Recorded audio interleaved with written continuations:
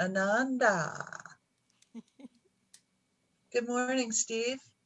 Well, thank you so much. You can hear me, I take it, right? Everybody hearing Yes. me okay? Yes, I do. Very good. Well, this is wonderful to be with this group of people. Kathy, I just love your music. I love the piano piece, the Scott Joplin piece, and any music that can make a dog happy. It's wag time music. Now, I do a lot of these Sunday morning talks, and people ask me all the time if I'm an ordained minister.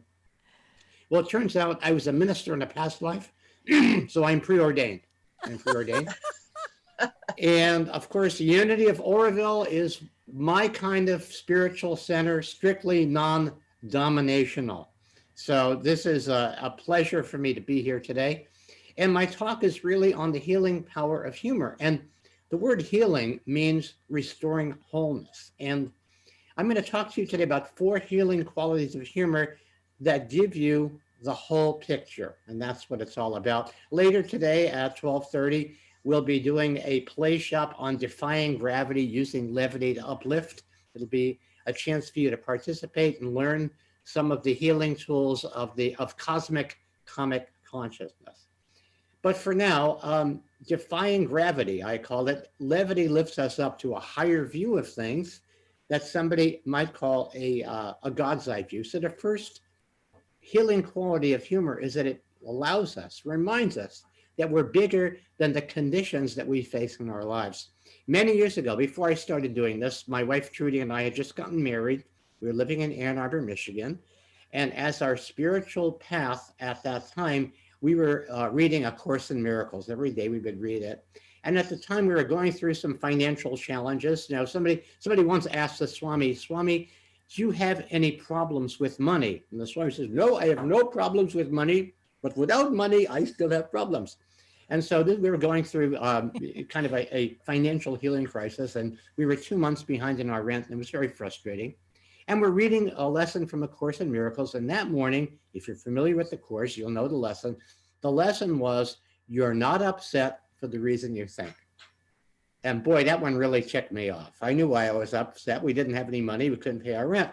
And we just get done with this lesson. The universe is such a trickster. The telephone rings, and Trudy answers the phone. She says, Steve, it's the landlord. What should I tell him? I said, how about you're not upset for the reason you think?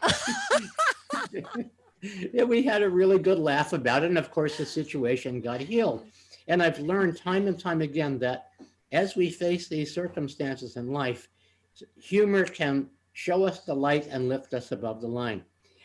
Many years ago, my favorite uncle was having health challenges. He was in his 80s. He was in the hospital. They weren't telling him anything. And he was, my brother said, he's depressed. You need to call him. So I called him on the phone because I was many miles away. And when you ask for the power of humor to come into your life, a farce field will appear, a joke will appear by magic. I had no idea what I was going to say, but as soon as he answered the phone, a story came to mind.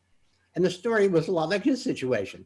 It was a man who needed very, very serious operation. He went to the finest surgeon in the country. Operation is successful. Doctor presents him with the bill. He says, I'm sorry, I can't afford to pay this. And the surgeon says, well, what about your health insurance? Guy goes, oh, who has health insurance? He says, look, I'll tell you what, pay me whatever you can. And the guy says, you know what? I don't have a penny to my name. I can't pay you anything. Well, now the surgeon's pretty upset. He says, if you knew you couldn't pay, why did you come to the finest surgeon in the country? And the guy said, because when it comes to my health, money is no object. And of course, my uncle burst out laughing because this was the condition he was dealing with. And then having a great sense of humor himself, he told me a story, and I still remember the story. It was about this world-renowned minister who dies and goes to heaven, and arrives at the pearly gates at about the same time as a cab driver from New York. And they let the cab driver in immediately, and this famous minister is waiting outside. And finally, he calls over the attending angel. He says, excuse me, I am a world-renowned minister. Why did you let that cab driver in, and I'm still waiting out here? And the angel says, well, because when you preached, everybody, everybody slept. But when he drove, everybody prayed. And my uncle and I went back and forth for a half hour telling jokes. And you could feel at the end of that conversation, his vitality was there in his voice. And if for that moment, he was healed. Now, even in our most dire circumstances, if we make the choice voluntarily to see the humor, to laugh, we can transform even the most awful situation. In his book, Man's Search for Meaning, Viktor Frankl talks about uh, being in a Nazi death camp during World War II. And he and a fellow inmate made a pact that every day they would find something to laugh about. Because again, if you're able to laugh, you're able to keep your spiritual freedom, even if you're physically imprisoned. And to give you an idea of how humor healed in that situation, how it created leverage, one of the jokes that actually circulated in the death camps involved these two Jewish guys who decide that they are going to assassinate Hitler. And they know Hitler's motorcade is going to pass at a certain intersection at a certain time at 11 in the morning, and they're waiting for him. 11, he doesn't show up. 11:15, he's not there. 11:30, when he's not there by 11:45, one of the assassins turns to the other and says, gee, I hope nothing's happened to him. So that is humor making us bigger than the condition we find ourselves in. Second quality of humor is that open-hearted humor creates defenselessness. Now, I grew up in a housing project in New York. I spent my deformative years in Brooklyn. And fortunately, I grew up in a family where there was humor. My dad was a very funny guy, and we always, always laughed. And so in this very bad neighborhood, when the older kids would ask me for money, I'd look at them and I'd say, hey, look, I live here. If I had any money, would I be living here? And the kids would laugh and they'd leave me alone. So at the age of 8, I was doing stand-up for money. It was my money, but it was fine. It was fine. And I was that kid, and perhaps you were the class comedian, and maybe some of you were class comedians. And the way that you know that you are designated for that you've been chosen by God, it's the first time that you're in the lunchroom and you make another kid laugh so hard that milk comes out of their nose. That's the sign from God that you are chosen. So I was that kid. And again, as I got older, I was told to get serious, and I really, really, really tried. And I'm a freshman in college. I'm trying to blend in. I'm trying to be serious. And I'm in a sociology class with 250 other very, very, very bored individuals. And I'm in this state somewhere between sleep and deep sleep.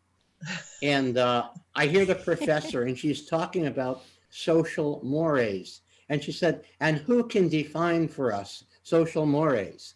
And without thinking, I'm standing up, and what comes out of my mouth is, when the moon hits your eye like a big pizza pie, that's amore. I did the whole thing, and boy, everybody loved it, except for the teacher, and she gave me a D in that class, but I earned a D. Oh, And I've learned over the years that comedy is a tremendous way to create peace when there is tension and release tension. I'll tell you one more story. I was the MC many years ago at an outdoor music event. And one of the performers was a very, very talented harp player. But like her harp, she was kind of tightly strung, a very edgy kind of person. And she was supposed to go on, and they had to delay her performance so another performer could play first so he can go to another gig. And instead of agreeing to this agreeably, she did what the Swami would call tantrum yoga, the latest rage. And of course, everybody in the audience saw her, and they decided that they didn't like her. Well, finally, it's her turn to play. And I walk up to her, I knew her pretty well, and I said, hey, look, how would you like Ed Sullivan to introduce you? And because she wasn't paying much attention. She said, okay. And so I decided to channel Ed Sullivan, bring him into my body with all of his twistedness. And as she comes on, I said, right now on our show, please welcome that wonderful harp player. And I brought her on, and she got very tepid applause because they didn't like her. She gets on stage. I'm not making this up. And she proceeds to tune up for 10 minutes. And now the last compassionate soul in the audience hates her. Finally, she's ready to play. And just as she's about to touch the harp to hit the first note, Ed Sullivan says, "Wasn't she wonderful, folks? Let's hear it for her. Come on." You know. I was a bad dog, but funny thing happened. The whole audience, they just burst out laughing, and all of the tension and judgment and stress they were holding got released. And this was an amazing moment. And she went and played a beautiful set. And the audience genuinely applauded when she was done. So it's important to recognize that, and we'll talk more about this in the workshop, in creating defenselessness is learning how to laugh at yourself. You invite other people in and make bridges to other people. Third quality of humor is it allows us to address the shadow pieces in life, the things that are frustrating, that make us angry. You know, again, Kathy, at the beginning, you know, you were talking about how we've had to deal with this lockdown for the past year.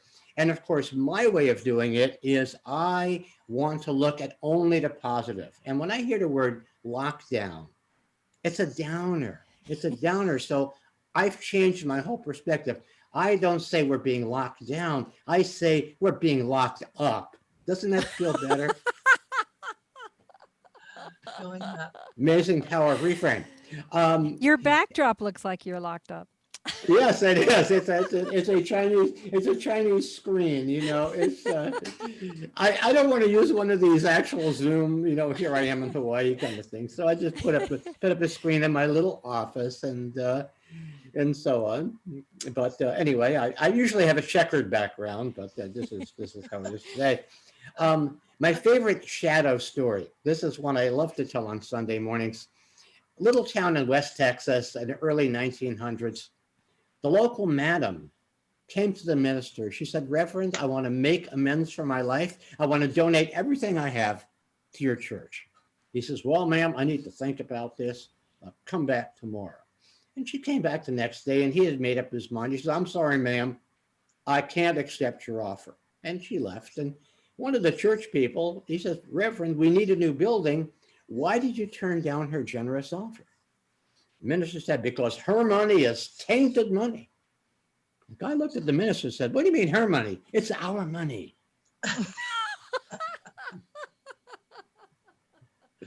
So that is how we get to laugh at our own shadow, at the things in our lives that we're trying to hide that might have been challenging for us. Now, I grew up in a wonderful family, a loving family, but I did have a challenge. I had a Jewish mother. And the archetypal Jewish mother is a great cook who worries about everything. So my mom was one for two. She worried about everything except her cooking. You know, and in that generation, you know, sometimes when you're not that good at something, you tend to overdo it. Well, she tended to overcook everything. The first time I ever saw an actual green vegetable, I thought it was artificially colored because she would cook vegetables till they were khaki, right? You know? Oh, You can relate to this, but she worried about everything. So one year I took a job, totally true story, doing tree work, taking down trees that had Dutch elm disease. My mom was worried that I would catch Dutch elm disease. I said, "Mom, people don't get Dutch elm disease. Dogs get it." She goes, "Dogs get it? What happens to dogs?" She was worried about Buster. I said, "They lose their bark." So since that time, I've been healing my childhood by collecting Jewish mother stories. And one of my favorites, a young man who becomes very successful, very wealthy. He's traveling around the world. and he wants to get something extraordinary for his mother. And he's in a marketplace in South America. He sees a mynah bird that speaks 12 languages. He pays $1,200 for this bird and has it shipped back to his mother's apartment in New York. And he's very excited. He comes back to the States a couple of weeks later, calls her, "Well, Ma, how did you enjoy the gift?" She says, "It was delicious." He can't believe it. He says, "Mom, you ate the bird. That bird spoke 12 languages." She said, "He should have said something." So thanks for laughing. You're helping to heal my childhood. So humor creates, allows us to look at the parts of our lives that have been challenging. Finally, this is so simple. One of the reasons why humor is so associated with children and laughter is because it brings out our childlike qualities.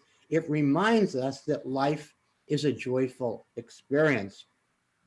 Classic story about the old monk whose job it was to translate the ancient scrolls. And he's down in the catacombs. And the other monks hear a scream and they come running down, and the old monk is shaking and he's saying, "It says celebrate, not celibate." Oh, well. Good one. So that's us. We want to celebrate. And one of the things that we really want to celebrate, and I have to say,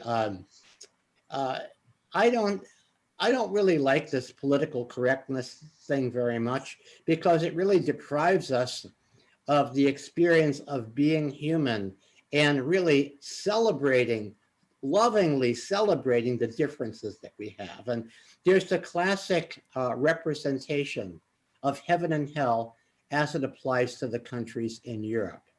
In heaven, the police are English, the mechanics are German, the cooks are French, the lovers are Italian, and it's all run by the Swiss. Okay? In hell, it's a little different. In hell, the police are German, the cooks are English, the mechanics are French, the lovers are Swiss, and it's all run by the Italians. It's so totally different. And everybody loves that because they recognize that I'm not making fun of people. I'm simply celebrating that we are different. And we'll learn a little bit more in the play shop how to successfully and lovingly share humor in a way that opens doors and opens hearts. So if you allow yourself to invoke the spirit of humor, as I said earlier, farce fields will show up. And I've been doing this all my life, and so it comes very naturally to me. We call it situational comedy, how to be in a situation and bring healing humor. So many years ago, back when Trudy and I lived in Texas, we've since gone through detox, but we lived in Texas, and our favorite restaurant in Austin was a Chinese restaurant. And one time we went there and Trudy bit down and there was a piece of steel wool in the stir fry.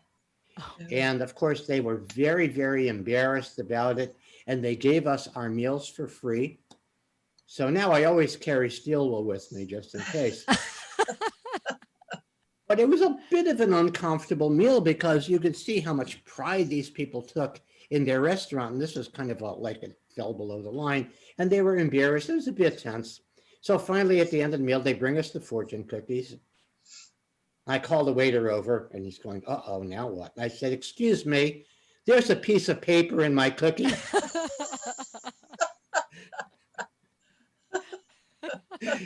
And it just released all of that tension, and it rehumanized us. It reminded us that, you know what, no one's perfect, but it's perfect, right? And so again, something else had happened. And again, the universe has such a phenomenal sense of humor that it can remind us by pulling a surprising joke out of its proverbial hat.